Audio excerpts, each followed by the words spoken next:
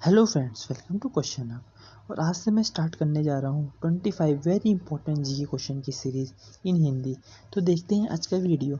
हमारा पहला क्वेश्चन है दोस्तों, चीन के साथ सबसे लंबी सीमा निम्नलिखित में से किस राज्य के साथ लगती है? इसका सही उत्तर है दोस्तों ए, अरुणाचल प्रदेश। अरुणाचल प्रदेश के साथ चीन की सबसे लंबी सीमा लगती है और जो हिमाचल प्रदेश है उसके साथ सबसे कम। साथ ही में आपको ये भी याद रखना है दोस्तों कि चीन के साथ हमारे 4 राज्य जो कि हैं अरुणाचल प्रदेश, सिक्किम, उत्तराखंड और हिमाचल प्रदेश, और एक केंद्र शासित प्रदेश जो कि है लद्दाख, उसकी सीमा भी लगती है। हमारा अगला क्वेश्चन है दोस्तों, वाल्मीकि रामायण का प्रमुख स्थान पंचवटी भारत के किस राज्य में स्थित है?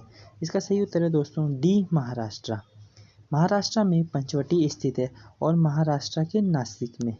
ये भी आपको दोस्तों याद रखना है कि नासिक में पंचवटी स्थित है और जो नासिक जो है वो है गोदावरी नदी के किनारे। ये भी आपको याद रखना है, जहाँ से लंकापति रावण ने माँ सीता का हरण करा था। आइए देखते हैं नेक्स्ट क्वेश्चन, निम्नलिखित में से कौन दिल्ली का पहला सैयद शासक था? इसका सही उत्तर है दोस्तों बी, खिज्र खां। जो खिज्र खां था वो दिल्ली का पहला सैयद शासक था।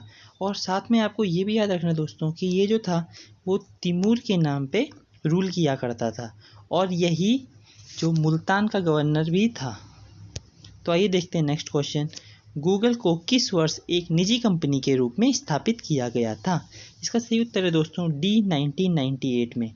1998 में गूगल को 2 लोगों ने, जो कि थे लैरी पेज और सर्जी बिन, इन्होंने स्थापित किया था। और दोस्तों आपको ये भी याद रखना है कि इन्होंने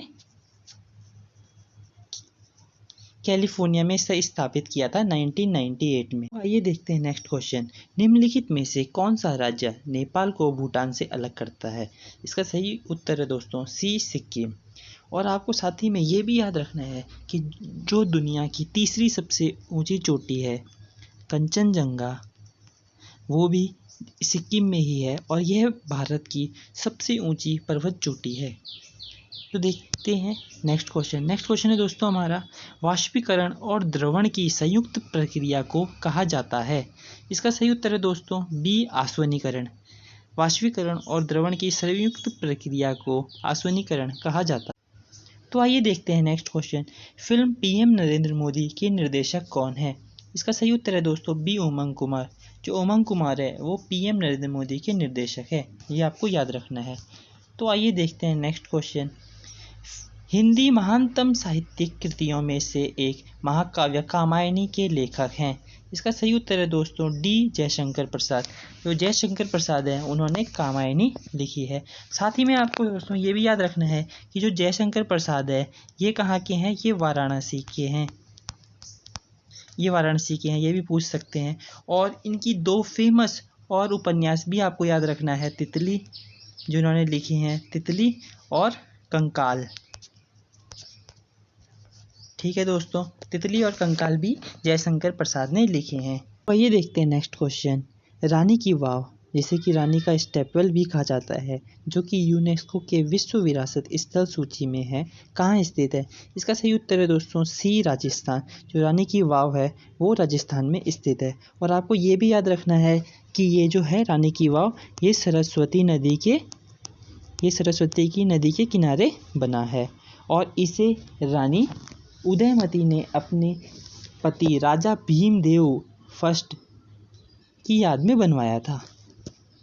तो नेक्स्ट क्वेश्चन है दोस्तों हमारा, भूपेंद्र हजारिका सेतु, जिसे ढोला सदिया पुल भी कहा जाता है, वह असम और किस को जोड़ता है? इसका सही उत्तर है दोस्तों सी, अरुणाचल प्रदेश। जो भूपेन हजारिका सेतु है वह असम और अरुणाचल प्रदेश को जोड़ता है। साथ में आपको ये भी याद रखना है दोस्तों कि ये भूपेन हजारिका सेतु है ये भारत का सबसे लंबा सेतु है और यह है ब्रह्मपुत्र नदी पर। ये भी आपको याद रखना है दोस्तों, ये ब्रह्मपुत्र नदी पर बना है और जिसकी की लंबाई है 9.15 किलोमीटर। ठीक है दोस्तों, नेक्स्ट क्वेश्चन है हमारा, पान सिंह तोमर जो कि 7 बार राष्ट्रीय चैंपियन रह चुके थे, निम्नलिखित में से किस खेल से जुड़े थे? इसका सही उत्तर है दोस्तों बी, लंबी घुड़दौड़, स्टीपल चेज, जो पान सिंह तोमर थे वो लंबी घुड़दौड़ किया करते थे। और आपको ये भी याद रखना है कि वह 7 बार के राष्ट्रीय चैंपियन थे। तो आइए देखते हैं नेक्स्ट क्वेश्चन। निम्नलिखित में से किस धातु में गेलेना नामक अयस्क होता है? इसका सही उत्तर है दोस्तों सी, सीसा। सीसा में गेलेना नामक अयस्क होता है। और आपको ये भी याद रखना है जो सीसा का रासायनिक सूत्र होता है वो होता है Pb, और जो गेलेना का होता है वो होता है PbS। तो आइए देखते हैं नेक्स्ट क्वेश्चन। निम्नलिखित में से कौन सी तरंगें या किरणें उच्चतम आवृत्ति वाली विद्युतीय चुंबकीय तरंगें या किरणें होती हैं?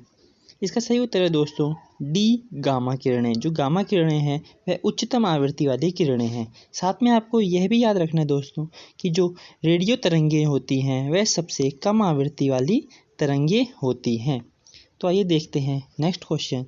नेक्स्ट क्वेश्चन है हमारा, निम्नलिखित में से कौन सी नदी दक्षिण गंगा के नाम से प्रसिद्ध है?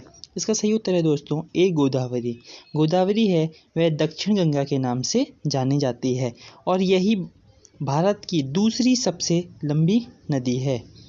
और आपको ये भी याद रखना है दोस्तों कि जो गोदावरी नदी है वह महाराष्ट्र के त्र्यंबकेश्वर से निकलती है और बे ऑफ बंगाल में गिर जाती है। और जो कावेरी नदी है, आपको इसमें कंफ्यूज नहीं होना है दोस्तों, जो कावेरी नदी है वह दक्षिण भारत की गंगा कहलाई जाती है। जो गोदावरी है वह दक्षिण गंगा और कावेरी दक्षिण भारत की गंगा। तो आइए देखते हैं नेक्स्ट क्वेश्चन। गुजरात का प्रसिद्ध द्वारिकाधीश मंदिर निम्नलिखित में से कौन सी नदी के किनारे स्थित है? इसका सही उत्तर है दोस्तों डी, गोमती। जो द्वारकाधीश मंदिर है वह गोमती नदी के किनारे स्थित है और इस मंदिर को जगत मंदिर या त्रिलोक सुंदर मंदिर के नाम से भी जाना जाता है।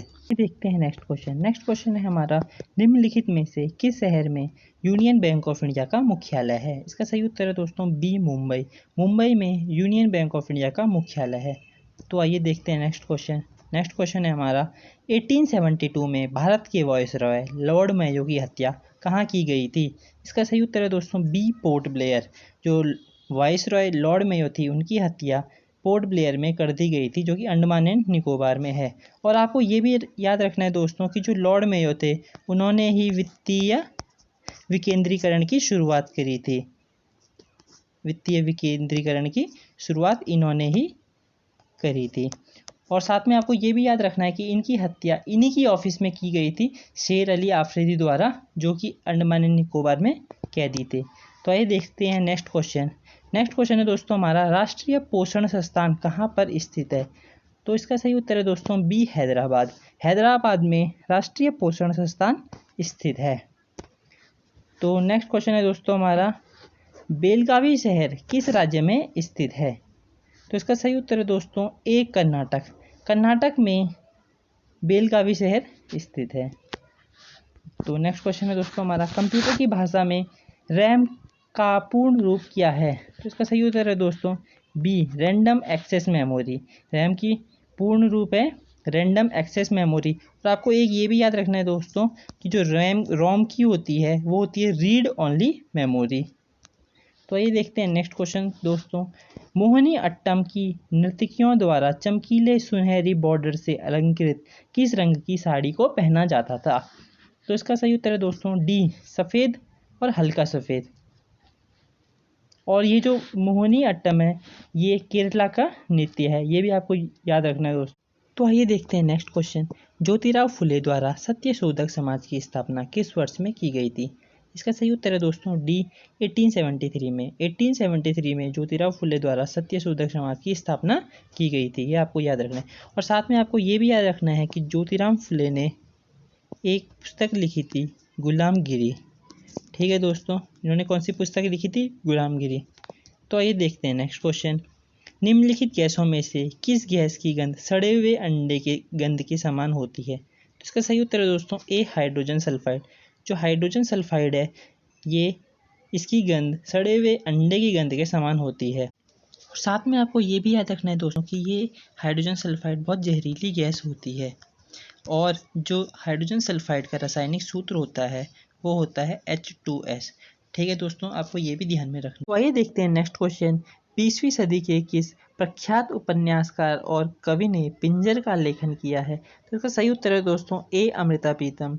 अमृता प्रीतम ने उपन्यास पिंजर का लेखन किया है। तो आइए देखते हैं नेक्स्ट क्वेश्चन दोस्तों। कंप्यूटर की दुनिया में उबंटू क्या है?